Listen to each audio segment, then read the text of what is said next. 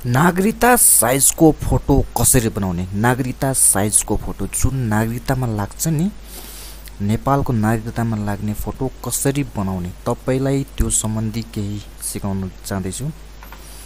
सुरुमा तपाईले मोबाइलले वा क्यामेराले फोटो खिच्नुस्। सिधा दुईटा कान देखिने तरिकाले फोटो खिच्नु पर्ने छ। त्यसपछि तपाईले खिचिसकेपछि एउटा फोटोशपमा त्यो फोटोलाई ल्याउनुस्। प्राय जसो तपाईले नागरिकतामा व्हाइट ब्याकग्राउन्ड राखे एकदम राम्रो हुनेछ। ब्याकग्राउन्डलाई व्हाइट है, हुन त रेड पनि राख्छन्, ब्लू पनि राख्छन्, स्काई ब्लू पनि राख्छन्, तर चाहिँ मेरो विचारमा है व्हाइट ब्याकग्राउन्ड भयो भने राम्रो हुनेछ।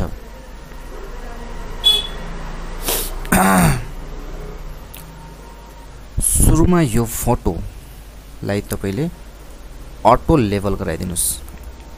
माथि इमेजमा जानुस्, एडजस्टमेन्टमा गएर अटो लेभल गराइदिनुस्।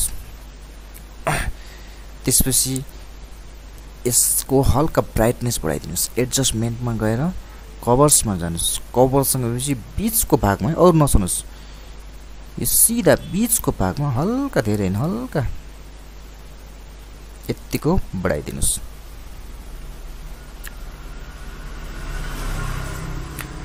त्यसपछि यो ब्याकग्राउन्डलाई व्हाइट गराउनको लागि यो टुल्सको यो सिलेक्ट टुलमा क्लिक गर्नुस्, म्याजिक टुल्स। त्यसपछि यो ब्याकग्राउन्डमा छोड्दिनुस्। यो ब्याकग्राउन्ड एउटै कलरको भएर सबै सिलेक्ट भयो। यो फोटोसम्म फोटोलाई छुँदा पनि छोएको छैन, सबै ब्याकग्राउन्डमा मात्र सिलेक्ट भयो। त्यसकारणले यसमा व्हाइट ब्याकग्राउन्डमा पेस्ट गरिदिनुस्। यहाँ कलर देख्नु भएको छ, कलर व्हाइट कलर चुज गरेर तपाईले यो फिलमा गएर यसो पनि गर्न सक्नुहुनेछ, अथवा यसलाई कन्ट्रोल Z हटाऊ।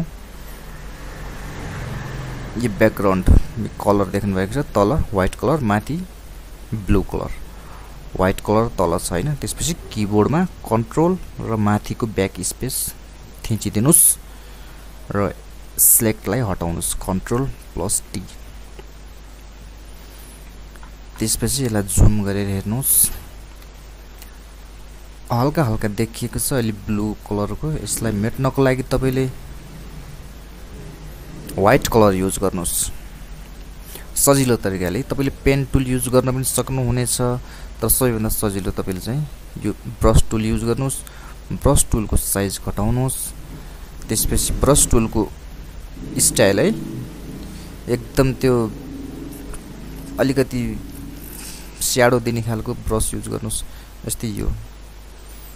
त्यसपछि हल्का हल्का यसरी ब्लू कलर आएछ, यसलाई माथि व्हाइट कलर सिलेक्ट गर्नुस्।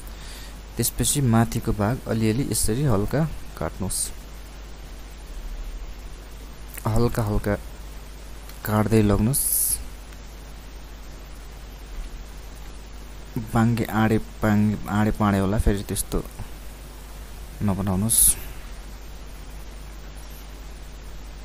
ठिक छ, ठिक छैन।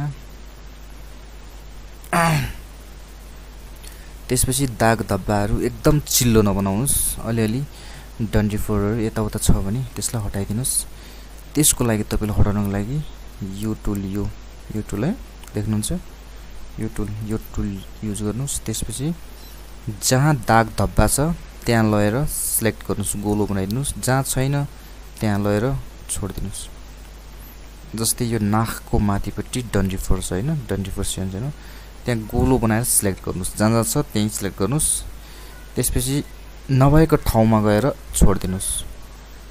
सब त्यस्तै गर्नुस् है, सबैलाई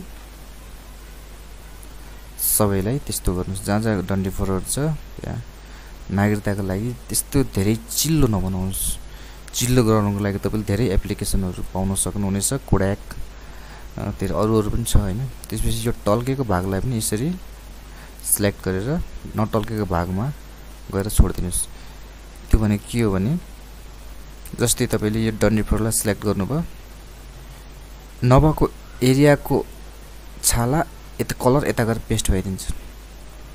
त्यसपछि चिल्लो गराउनु छ भने ब्लर टुल छ ब्लर टुलले यो ब्लर टुल आँखाहरुमा नलाउने चाहिँ यो ब्लर टुल आँखा नलाउनुस् हल्का फुल्का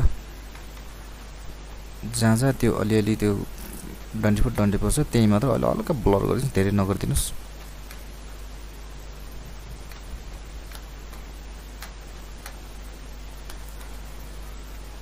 त्यसपछि कुनै ठाउँमा अलि कालो जस्तो लाग्यो भने अलि डार्क जस्तो लाग्यो भने तपाईले यो पेन्सिल है यो पेन टुल भन्नाले कलम है यो देख्नु भएको छ यसलाई क्लिक गर्नुस् यो क्लिक गरिसकेपछि जहाँ कालो छ नि त्यहाँ लाउनको लागि कालो नभएको ठाउँमा पहिला कलर चुज गर्नुस् यहाँ क्लिक गरिसकेपछि यहाँ त्यो कलर सिलेक्ट भएर आइदिन्छ है यहाँ आइदिन्छ जस्तै यहाँ सफा छ यहाँ त्यस्तै आइदियो त्यसपछि ब्रश क्लिक गर्नुस् ब्रशको साइज बढाइदिनुस् त्यसपछि यसको साइज घटाइदिनुस् साइज लगभग 27 28 दुईटैको 27 28 राख्नुस् 27 28 राखिसकेपछि ब्रशको साइज ठुलो बनाएर हल्का यसरी कालो भएको ठाउँमा हल्का है धेरै हैन यसरी जहाँ कालो छ त्यही यसरी छोड्दिनुस् जस्तै यहाँ अलि हल्का फुल्का अलिअलि कालो अलि छाया परे जस्तो छ त्यो हेर्नुस् ठीक भयो ठीक अब यसलाई हामीले नागरिकताको साइज बनाउनु पर्यो त्यसको लागि क्रप टुलमा क्लिक गर्नुस् क्लिक गरिसकेपछि यहाँ वाइड रेजोनेसन भन्ने आउँछ वाइडमा जहिले पनि तपाईले 28 mm राख्नुस् 28 mm हाइटमा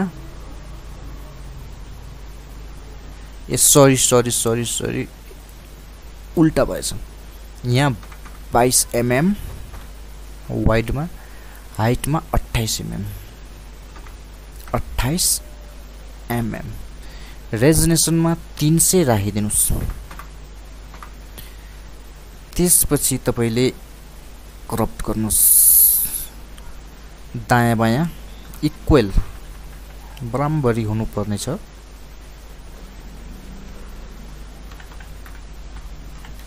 ठीक छ जस्तो लाग्यो भने इन्टर थिचिदिनुस्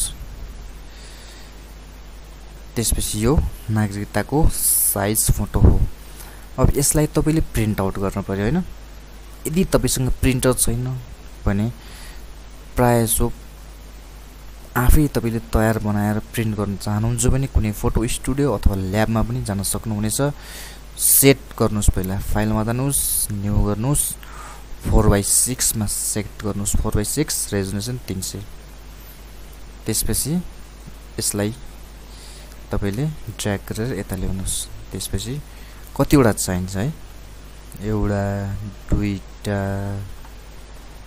तीनटा चारवटा अब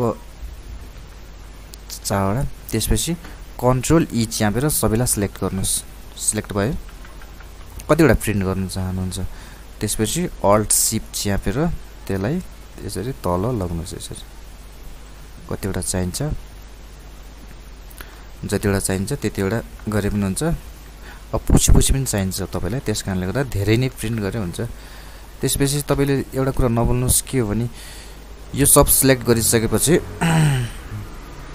फेरि कन्ट्रोल ए गर्दै सब सिलेक्ट गर्नुस् त्यसपछि यहाँ लेयर तल स्ट्रोकमा गएर यसमा कालो बोर्डर राख्दिनुस् हल्का बोर्डर 1% तपाईलाई काट्न सजिलो होस् भनेर त्यस ओके थिचिदिनुस् त्यसपछि यसलाई तपाईले सेभ गरेर कुनै फोटो स्टुडियो अथवा कुनै ल्याबमा जानुभयो भने तपाईले त्यहाँ खिच्न भन्दा सस्तो पर्ने छ यसलाई तपाईले सेभ एजमा गएर जेपीईजी मा सेभ गर्नु पर्ने छ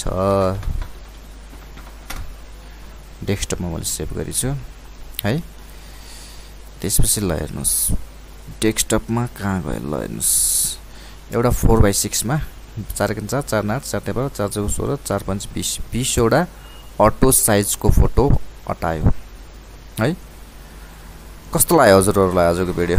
राम्रो लाग्यो भने अवश्य लाइक गरिदिनु होला। हस् त, धन्यवाद।